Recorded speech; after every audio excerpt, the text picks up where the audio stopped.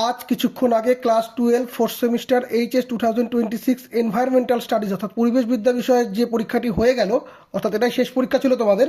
তো সেই পরীক্ষার প্রশ্নপত্র আমাদের কাছে চলে এসেছে। চলো একবার দেখে নেওয়া যাক কী কী প্রশ্ন এসেছে। তার আগে বলো তোমাদের পরীক্ষা কেমন হচ্ছে সকলের।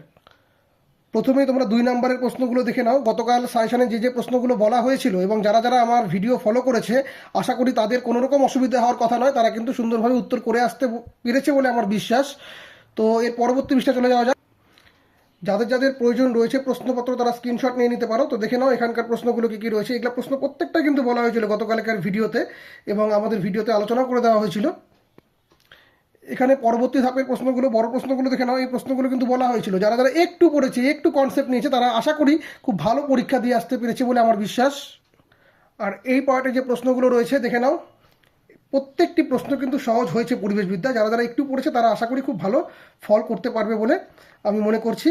তো নেক্সট সেশনে যারা যারা 2026-27 এইচএস দেবে, তারা অবশ্যই কিন্তু কন্ট্যাক্ট করতে পারো সঞ্জিত স্টাডি সেন্টার এসএসসিতে।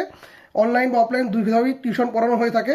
এবং যারা ক্লাস 11-এ উঠছো, পরিবেশবিদ্যা বিষয়টা নিবে ভাবিছো, তারা যোগাযোগ করতে পারো আমাদের সঙ্গে 7384384758 নম্বরে। সকলে খুব ভালো থেকো আর এখন এনজয় করো।